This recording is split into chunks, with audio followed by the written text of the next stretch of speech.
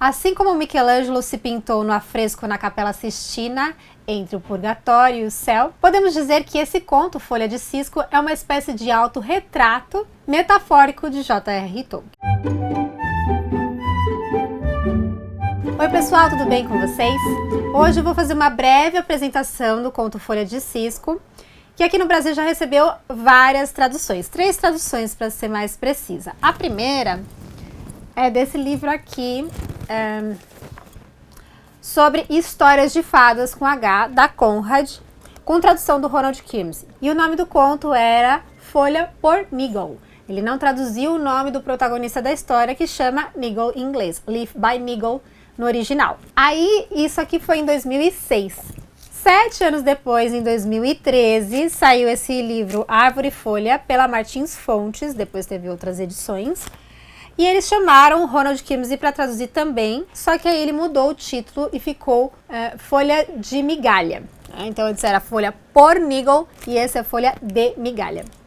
E por fim a gente tem aqui Árvore e Folha de 2020 pela HarperCollins Brasil. E aí mudou o tradutor, ficou o Reinaldo José Lopes e mudou para Folha de Cisco. Então por que o nome Nigel recebe várias traduções? No original, Nigel, o Tom Shippey vai buscar lá no Oxford English Dictionary o significado da palavra Nigel, e aí uma das acepções do verbo Nigel coincide com a personalidade do protagonista da história. Traduzindo para o português, um dos significados fica assim: fazer algo de maneira meticulosa, desperdiçar esforço ou tempo com detalhes mesquinhos, executar de maneira meticulosa ou com atenção excessiva aos detalhes, reclamar especialmente de maneira mesquinha ou insignificante, ser desnecessariamente crítico ou excessivamente preciso. E aqui, ao longo dessas 22 páginas que aparecem aqui nessa edição da HarperCollins, a gente já vê na segunda página algo que mostra mesmo essa personalidade do Cisco, né, do Nigel, enfim, Migalha, como você prefere chamar. Então fala assim: estava trabalhando em algumas pinturas, a maioria delas era grande e ambiciosa demais para seu talento. Era o tipo de pintor que consegue pintar folhas melhor do que árvores. Costumava gastar muito tempo numa única folha, tentando capturar a sua forma, o seu brilho e o cintilar das gotas de orvalho nas suas bordas. Contudo, queria pintar uma árvore inteira, com todas as suas folhas no mesmo estilo e todas elas diferentes. Quem conhece um pouquinho da biografia do Tolkien já vai vendo as semelhanças do Cisco com a personalidade dele ali. Bom, a história de Folha de Cisco é de um homem que mora num subúrbio afastado da cidade, que tem só um vizinho, né, um casal de vizinhos, o Paroque e sua esposa, que não aparece o nome dela, e ele tem ali, ele tem o ofício de ser um pintor. E ele tem uma pintura especial que ele demora muito nos detalhes. Ele quer pintar uma árvore e ele se demora muito nas folhas, né? Todas muito parecidas e ao mesmo tempo com especificidades que as tornam peculiares, diferentes, únicas. E ele reclama muito porque ele não consegue terminar o seu trabalho, essa sua grande obra.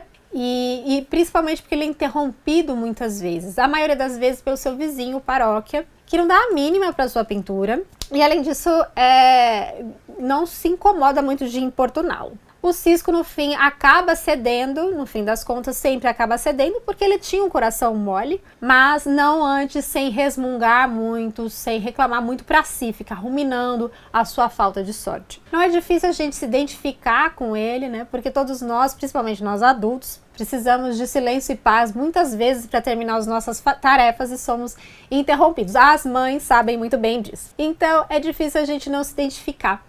Na verdade, né, o Cisco, ele representa muito o homem médio, o homem comum. Por isso ele representa muito da gente, né, no cotidiano. Então vamos ler mais um trechinho para entender um pouquinho isso. Cisco era pintor, não muito bem sucedido, em parte porque tinha muitas outras coisas a fazer. A maioria dessas coisas ele achava um incômodo, mas as fazia razoavelmente bem quando não conseguia se livrar delas, o que na sua opinião era frequente até demais. As leis no seu país eram bem severas. Havia outros obstáculos também. Por um lado, às vezes, ele era apenas ocioso e não fazia nada mesmo.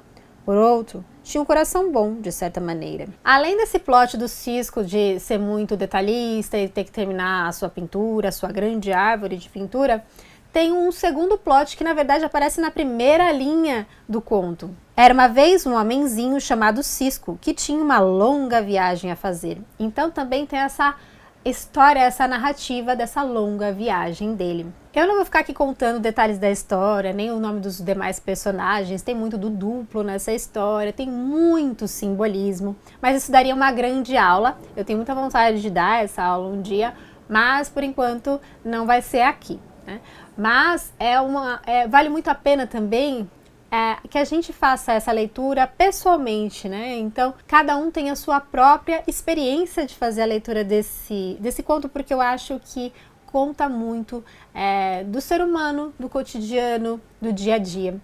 E é um conto que surpreende muitas vezes as pessoas, porque elas conhecem um outro lado do Tolkien, que não é só um grande subcriador de mundos secundários, mas ele também sabe contar um pouquinho sobre o drama humano e escreve muito bem. Muitos afirmam que é o conto mais alegórico de Tolkien e também a gente percebe que ele é muito autobiográfico. No começo eu falei que me lembrou um pouco, eu sempre lembro do Michelangelo quando eu falo do Tolkien, né? E ele lembrou que ele fez o seu autorretrato lá na pele de São Bartolomeu, no juízo final, o dia do juízo final, na Capela Sistina, tem lá o autorretrato do Michelangelo. E ele está entre o purgatório e o céu. E o Cisco também, né? Ele passa em algum momento, simbolicamente, entre o purgatório e o céu.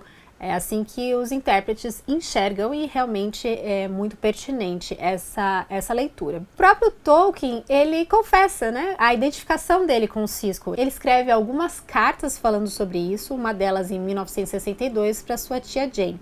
Vamos ver alguns trechinhos. Envio-lhe agora a folha de Cisco. Fiz uma cópia especialmente para que a senhora possa ficar com ela se quiser. Ainda considero muito comovente quando a releio. Ela não é real e propriamente uma alegoria, tanto quanto é mítica, pois Cisco foi pretendido como sendo uma pessoa real de qualidades mistas e não uma alegoria de qualquer vício ou virtude isolados. É claro que alguns elementos são explicáveis em termos biográficos, tão obsessivamente interessantes para os críticos modernos que eles frequentemente dão valor a um exemplar de literatura somente na medida em que este revela o autor, e especialmente se for uma luz desairosa. Havia uma grande árvore, um chopo enorme com vastos galhos, visível da minha janela quando eu estava deitado na cama.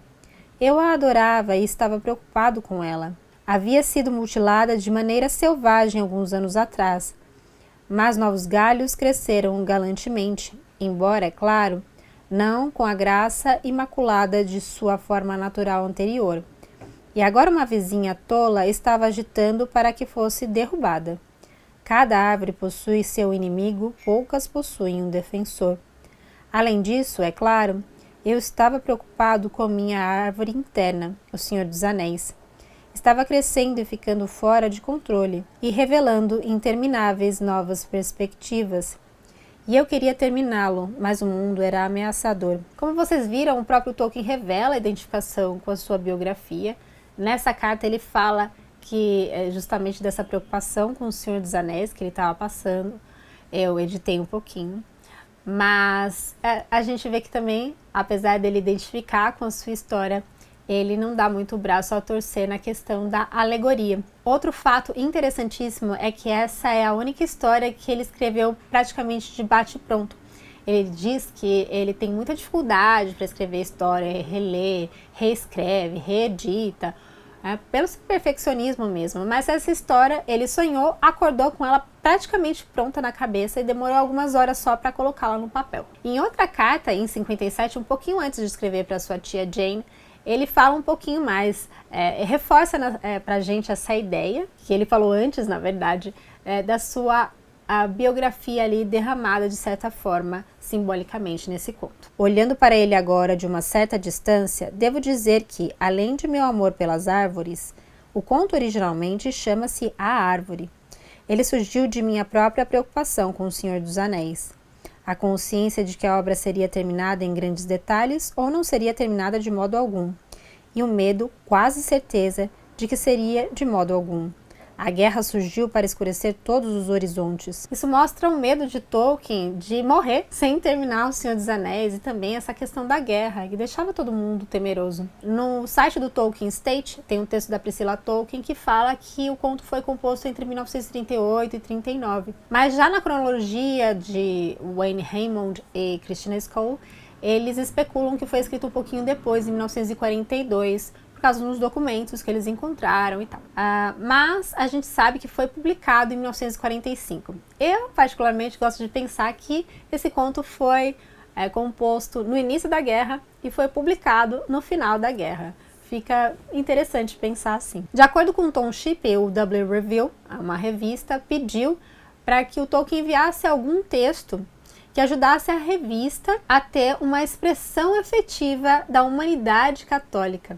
E aí ele enviou o Folha de Cisco que ele já tinha pronto. O conto apareceu também em Árvore e Folha em 1964 e depois em outras publicações, como o Tolkien Reader em 1966, Poems and Stories em 1980, Tales from Perilous Realm, que tem uma série de pequenos contos, narrativas curtas de Tolkien, em 1997, e em 2016 o conto foi lançado publicamente sozinho, né, como um volume só com o conto, pela HarperCollins lá no Reino Unido. Enfim, é uma história, como eu disse, cheia de simbolismos, que dá para especular muita coisa boa, muita coisa interessante e inspiradora, mas, segundo Tom Shippey, é uma apologia, uma autocrítica. Segundo o próprio Tolkien, é uma expiação. Mas a gente não vai falar aqui, isso ficaria para uma aula, para um segundo vídeo, quem sabe.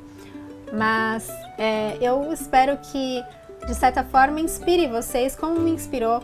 E que, se vocês não fizeram a leitura, que vocês façam ou refaçam, porque tem muita coisa para se estudar, tem muita coisa para ver, né? De se enxergar como um ser humano do cotidiano, de saber a nossa relação com o nosso trabalho, com o próximo, com os nossos deveres para com a sociedade, de pensar o que é que realmente importa no fim das contas, de como nós tecemos nossa história aqui no mundo e de como nós tecemos a nossa história no mundo sobrenatural para quem acredita. Então eu acho que dessa forma Tolkien se revelou mais ainda do que um grande subcriador de mundos secundários, como eu disse, ele é um grande escritor e um grande revelador da alma humana. É isso, se vocês já leram o conto, deixem nos comentários, ou não, se não leram, deixem perguntas e escrevam o que vocês acharam. Obrigada a todos por terem assistido esse vídeo, beijos e até mais!